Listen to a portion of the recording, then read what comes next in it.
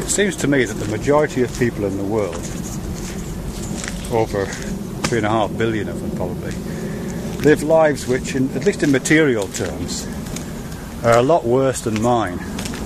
A lot worse than anybody I know, actually. Certainly a lot worse than anybody who'll be watching this video, I suspect.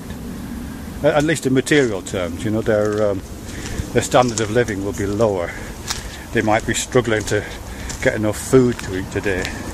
They might have their family, their children, their parents, their grandparents kind of dying around them with nothing they can do about that. They might be in situations of political oppression without any other freedoms to walk along this disused railway line that I'm doing now. They might have, be unable to support themselves, unable to find a job like I've got, or unable to kind of rely on the state to at least help them out a little bit if that falls through, miss a kind of safety net of some kind. Most people in the world, it seems, will have a much shorter life expectancy than mine. I'll probably live till 75, barring accidents. Other people will not make it past 35. Most people don't have the access to medicine that I have in this country, the UK.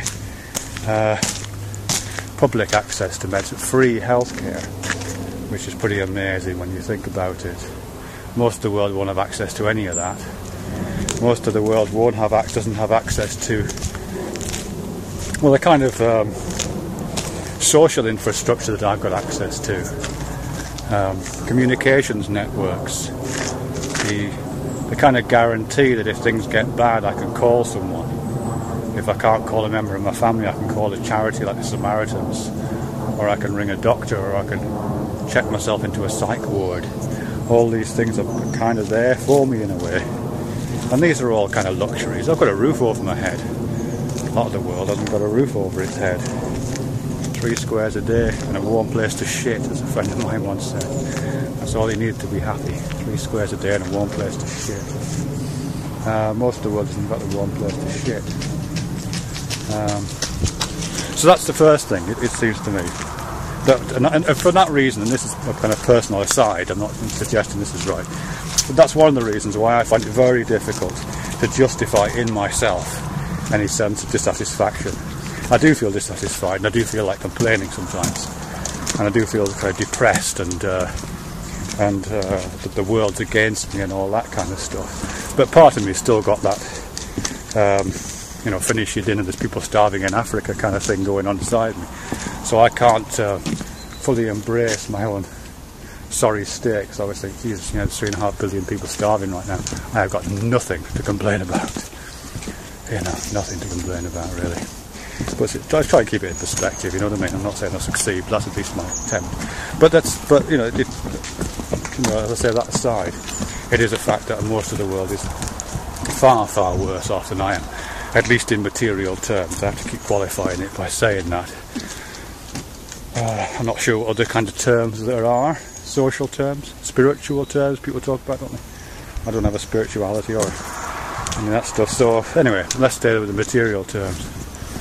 And food is the first thing, morals follow on, as the song goes. Anyhow, okay, so that's the first fact. Second kind of interesting fact is that most of the world, I think, and again I'm just speculating, you'd have to do a survey, but I think it's probably true.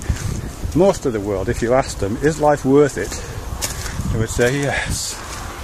Despite everything, despite how awful everything is, despite the fact that I'm suffering from this illness, or I've seen these tragedies in my life, and this has happened and this will happen, it's still kind of worth it. It's an odd one, that, isn't it? Most people will think that. Now, of course, we go to say, well, most people are deluded, but that's a bit odd. What does that mean, to say that most people are deluded? That they haven't got access to the truth that those of us who are in a privileged position of having a roof over our head has given us? Does having 3 squares a day and a warm place to shit give us a unique access to the truth of our situation? I'm thinking that probably the reverse is probably true. It's usually testing things that reveals their inner workings and their inner substance. If you want to find out how something works, you usually have to test it, often to destruction. And I don't feel I'm being tested in this by being in this situation. I don't want to be, by the way. You know, I don't want to be tested by being put on the edge of my own survival. I don't want to be tested by seeing people dying around me. I don't want to be tested by starving. But it is those kind of tests, I think. You know, what is revealed by those tests, and I suspect that maybe it's something that that's not being revealed to us who stay in our rooms and look at computer screens and bemoan the fact that there is so much suffering in the world. And kind of suffering by proxy. You know, I certainly feel I'm suffering by proxy sometimes. So I do look at the pictures of people who are starving and, you know, and the suffering in the world. And I do get a real pain in my chest, and I just think, oh, it's really awful. But at the same time, you know, I'm sitting in my warm room and I've got a cup of tea or a bottle of beer by my monitor. I'm alright, really. So it's just a kind of pornography, the kind of suffering porn, isn't it, really, that I'm engaged in there? And we all are. You know, unless it's happening to you, it's kind of pornography, isn't it, in a way? I know, and if all you're doing is feeling it and regretting it, I don't know. I don't know if that's exactly true, but that's how it feels sometimes.